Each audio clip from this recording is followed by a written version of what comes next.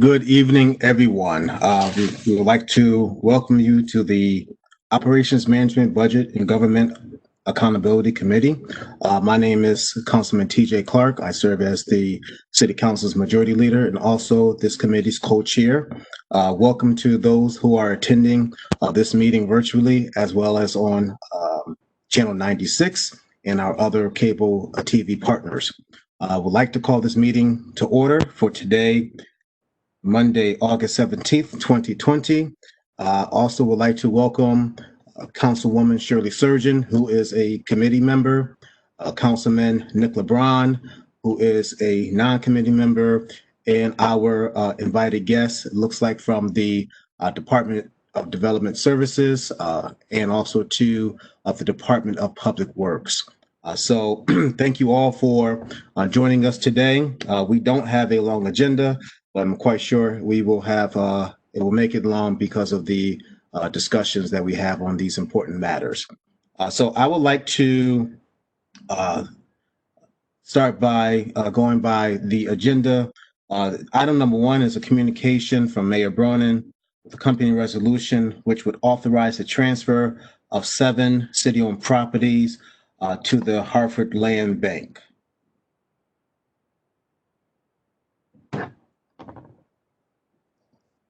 And I would actually start off by saying that I do believe that this item was referred to this committee in error. I think and then also too, which actually spurred a little bit of misunderstanding. And so I know that it was intended to be submitted to the Planning, Economic Development, and Housing Committee. And so with that said, the chair would entertain a motion to refer this to the proper committee, which is the Planning, Economic Development, and Housing Committee. I make a motion to send this item number 1 to the PD&H committee. The next committee meeting, I believe, would be September 9th. And I would second that motion for this item to refer to PEDH, which the next committee meeting is on September 9th? September 2nd. September 2nd. Okay, the motion has been made and properly second. All in favor, say aye. Aye. Ayes have it, no abstentions.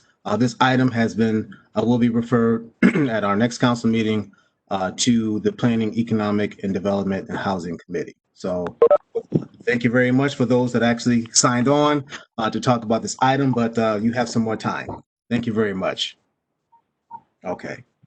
Moving on, item number 2 is communication from Mayor Bronin with accompanying resolution for authorizing the city to enter into a tax fixing agreement with Mitchell Farmington Valley LLC, owner of Land Rover dealership at 77 Weston Street. And who do we have here to represent the administration regarding this item?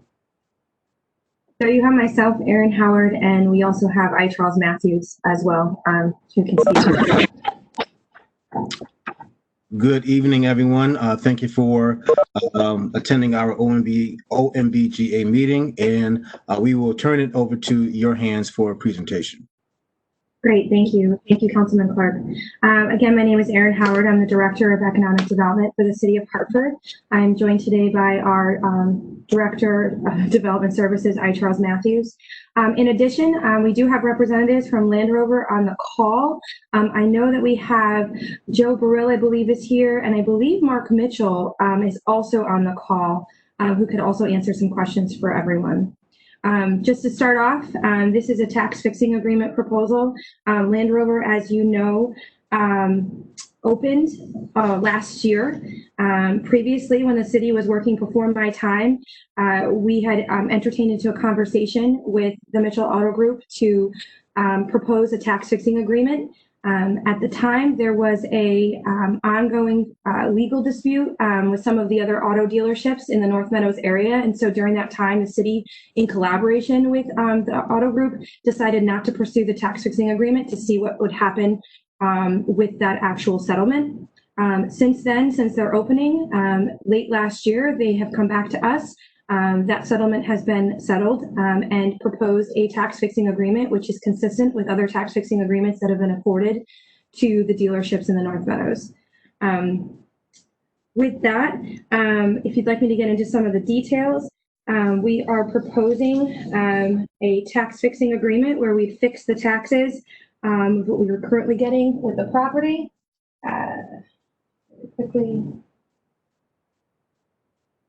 we were originally getting only about $60,000 a year in taxes, and with the improvements, that has gone up to about $279,000 a year without any abatement, with the improvements that Land Rover has made to this property.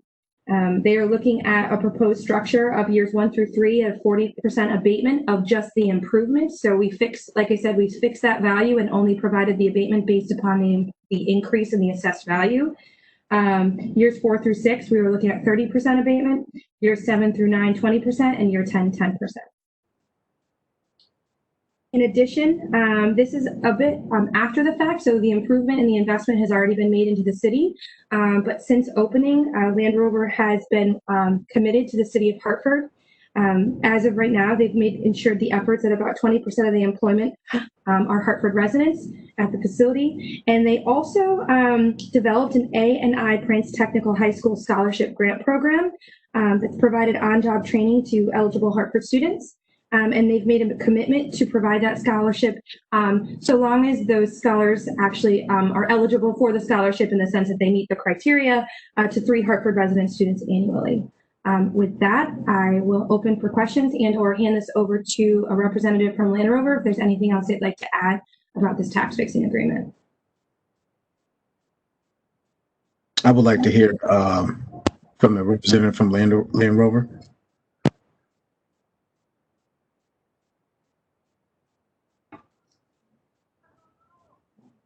Mark, are you on?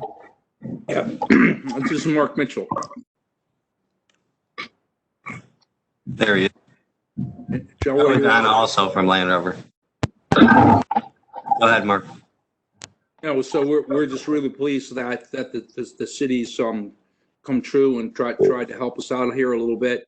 Of course, we're all in difficult times, as you know, but we've been working really hard for the last year and a half, and we're really pleased, with the city of Hartford and how things are going relative to our business activities increased from bringing it from the Farmington Valley over to Hartford. So, and I hope everybody appreciates the fact that our investment, and we certainly want to be part of the community. So I'm a Hartford resident or local in Central Connecticut all my life. I live in Bloomfield. So, but anyway, we have several other things going on too, also to get involved with the social movements and whatnot in Hartford.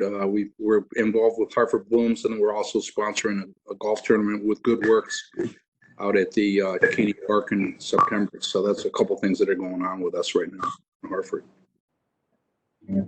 Thank you. And also, just briefly, would like to recognize Councilwoman Wodalise Bermudez, also to Councilman John Gill, who's just doing this as well. Thank you, Mark. Is there anybody else from your team that would like to add on to what you were commenting on? Yeah, I think this is Joe from Land Rover Farmington Valley, or Land Rover Hartford now, which is very pleased that we have finally found a home in in our capital city of Hartford.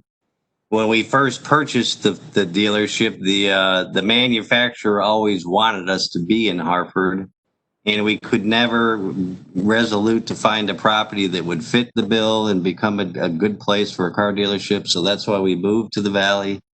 The Mitchell family has been in business for 98 years now, and I would welcome anyone to look at our Mitchell Auto Cares website, which is our community benefits website that we offer throughout all of our dealerships. As Aaron stated, we are very committed, in the community benefits statement that we have accompanied with our presentation is about, as Mark said, we're going to do the Good Works tournament. We're the chief sponsor for the Hartford Blooms, which includes also the purchase of 100 tickets in advance for any persons in Hartford that may not be able to afford to go to the Hartford Blooms. So Mr. McGarry is going to be coordinating with that to hopefully we can use those tickets and make it a great event. As Aaron said, you know, in our world of the car dealerships, the biggest difficulty we always have is finding quality, good people who want to come to work for a car dealership. And as we all know, the trade schools are having their difficulties. The cost of a trade education for many of these people is very difficult for them now. But, you know, that's why we offered this scholarship grant, hoping that we can actually help people get through their program and have a place to start working on day one when they graduate. So this grant is all about an actual toolbox, because the other part of a technician that comes to work for a car dealership is the tremendous cost of hand tools and the tools that they have to bring to the table to actually even start working at a dealership. So that's why we designed this scholarship around those two things, and we actually offer the scholarship to both items in AI Prince, so the basic technician school as well as the auto body school. Hartford is not an auto body dealership, but we do have a large auto body dealership in the Farmington Valley. So we're very proud to be in Hartford now. You know, Mark had the vision to take a property that was a factory constructed building and resurrected into a beautiful car dealership. So I think that it fits in the North Meadows, and I think that you know, we're looking forward to many, many years of being in the city of Hartford.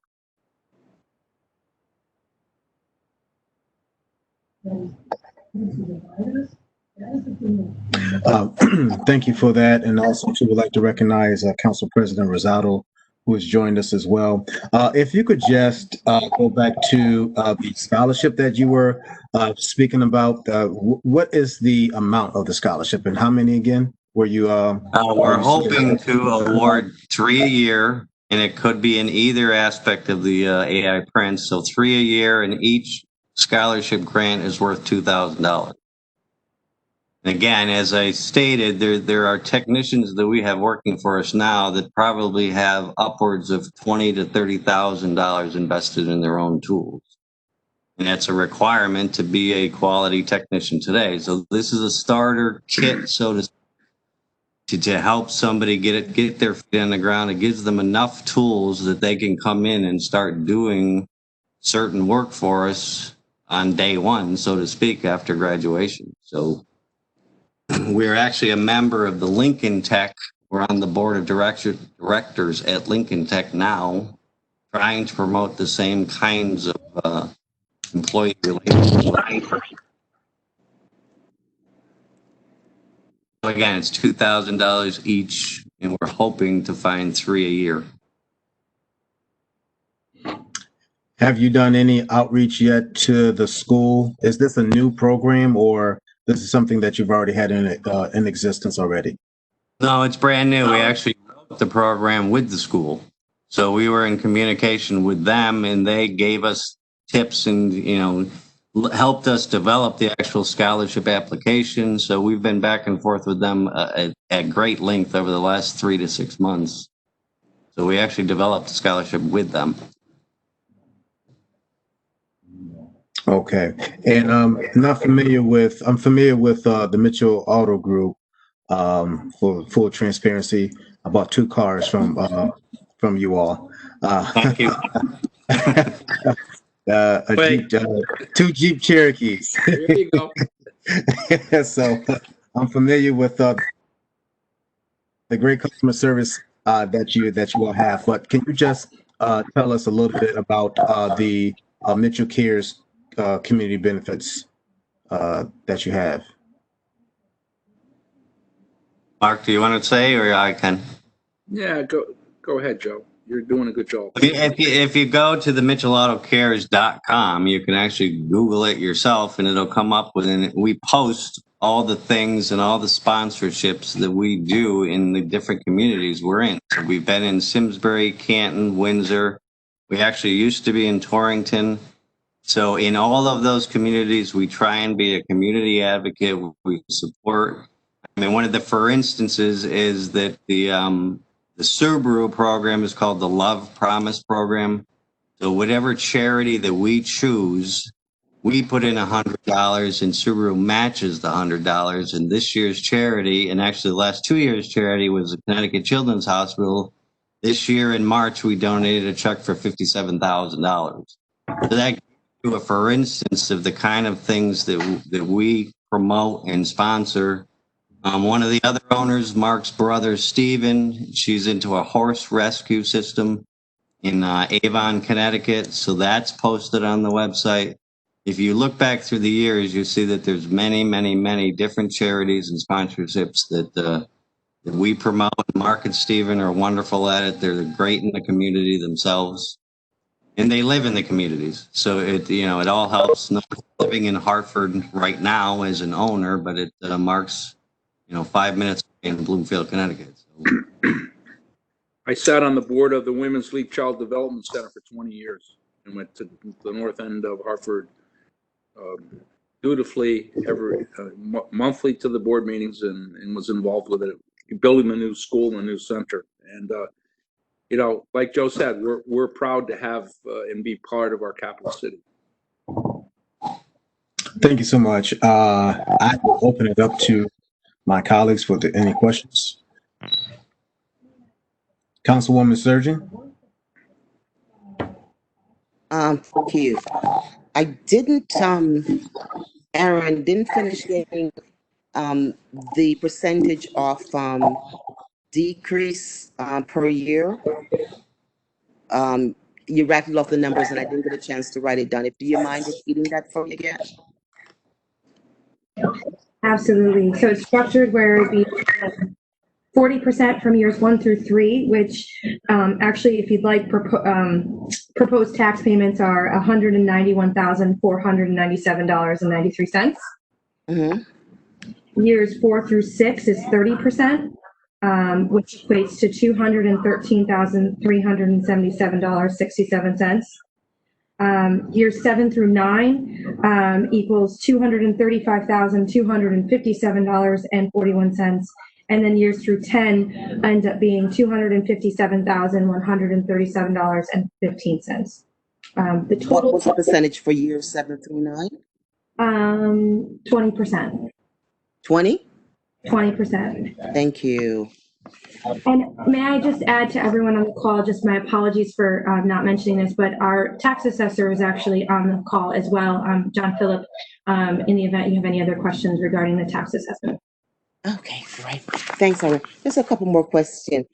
In the cover letter,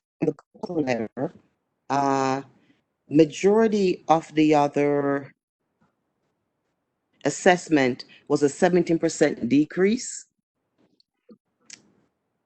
from the settlement of the litigation. And so how is that different now with the difference in the percentage? I would have to defer that question to the tax assessor, John Phillip. Okay, thank you. No worries. Hi.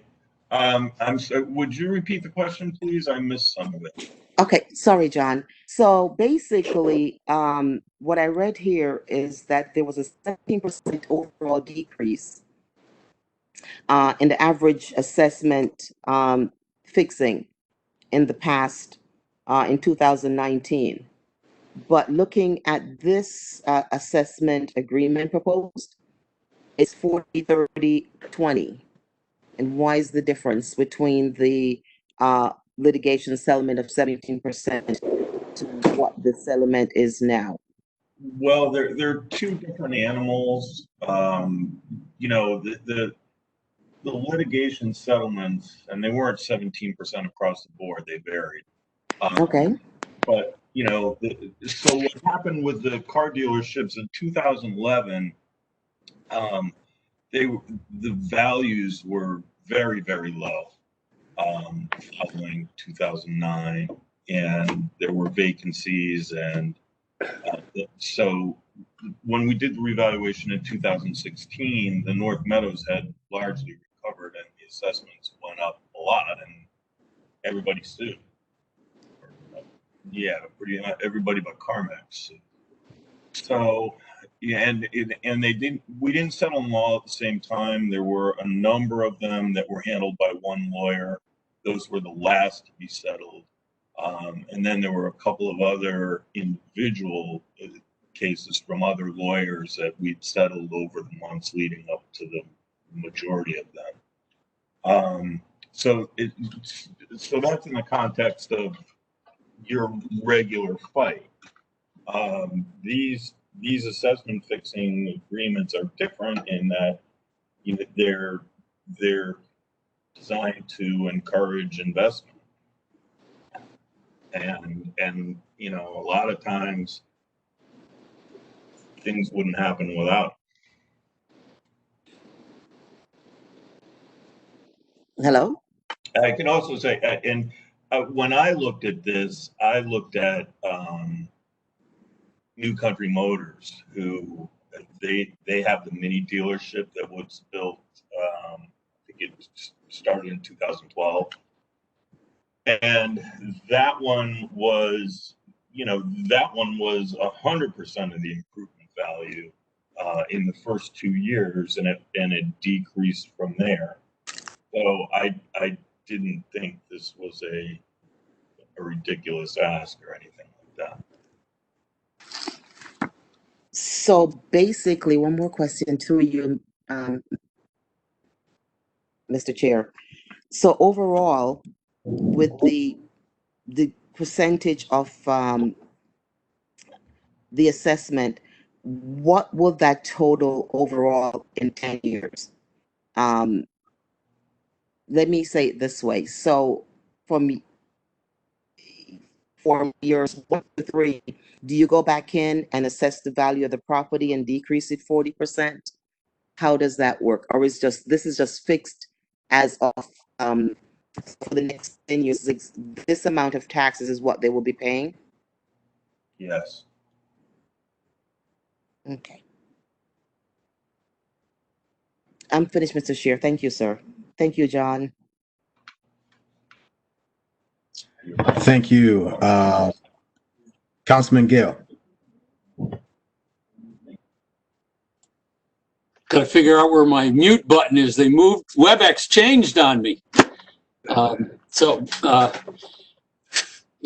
I'm an old guy. I got gray hair. John, you're not the only one. Okay. First off, let me apologize for joining late. I know I missed part of the presentation. And so my question, I may end up going over some ground that's already been covered. I certainly appreciate what Mitchell's done here in investing in Hartford, and I'm thrilled that the community benefits that they're offering here as part of this.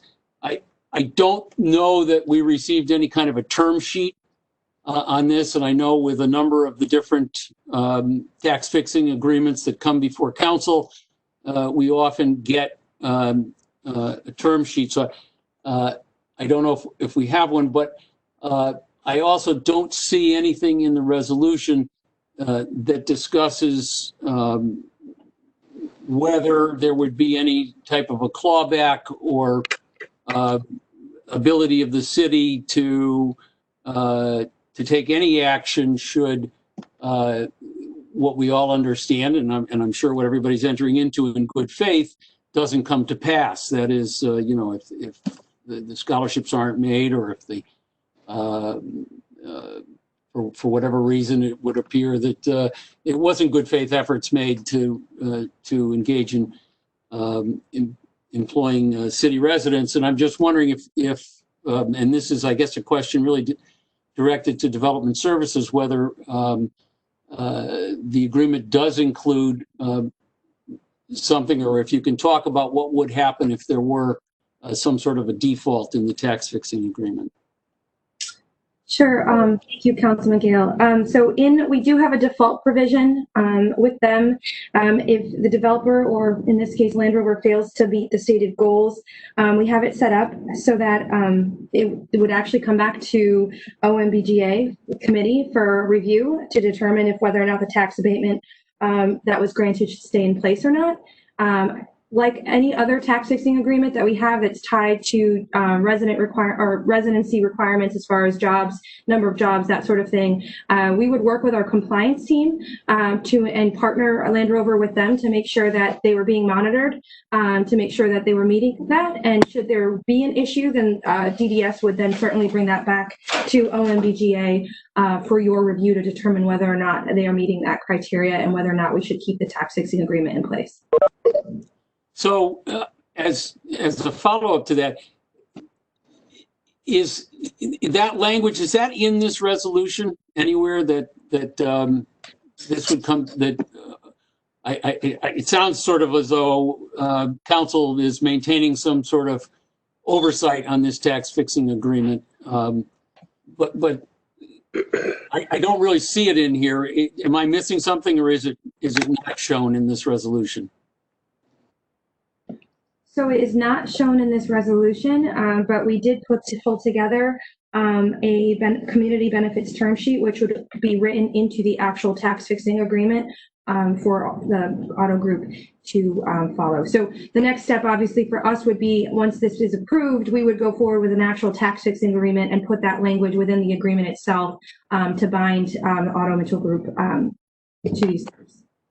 What I would respectfully ask is that we get a substituted resolution that either adds the term sheet as part of the resolution or adds that language, so that, you know, as we're enacting it, it's quite clear what we're enacting, in case other people had some of the same questions that I might have. That would be also too consistent with what we have done with recently other development deals, such as also the one on 25 Sigourney Street, that there was, I believe, a substitute resolution that was put in with that had all the terms spelled out.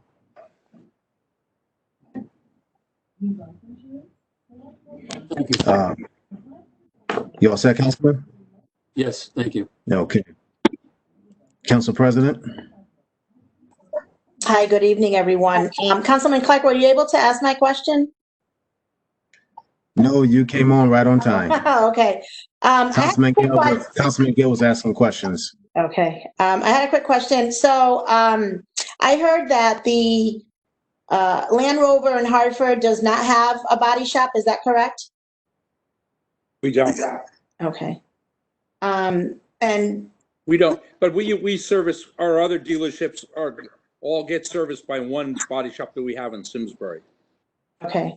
And does that body shop only serve Land Rovers, or does it serve any types of vehicles? It serves any types of vehicles, but mostly the vehicles that we service there are customers of ours that have bought cars from us from our other dealerships. Okay. And then my other question, does the auto body have any types of relationships with any of the insurance companies where it serves as a drive-through for anyone to go there and get a quote on their automobile? Yes, absolutely. Okay. Okay. Thank you. You need a car fixed? No, thanks. Sorry, thought I had a lead there. Sorry. That's a good one. Any other questions? No other questions? Seeing none. All right. The chair will entertain a motion. Councilman Gill? I make a motion to somebody's phone is ringing. No, I will make a motion to approve the tax assessment agreement with the term agreement, as Councilman Gale mentioned, put into a substitute resolution before we vote on this at our next council meeting. And also Councilman Gale also mentioned any default, correct me, Councilman Gale, if I'm not making the amendment correctly. Clawback clause. The clawback clause, yes. We're going to call that the John Gale clause soon. The John Gale, okay, we're going to call it the John Gale clause. So, okay. So I second that. That's a motion to send it back with a favorable recommendation. Yes. With the understanding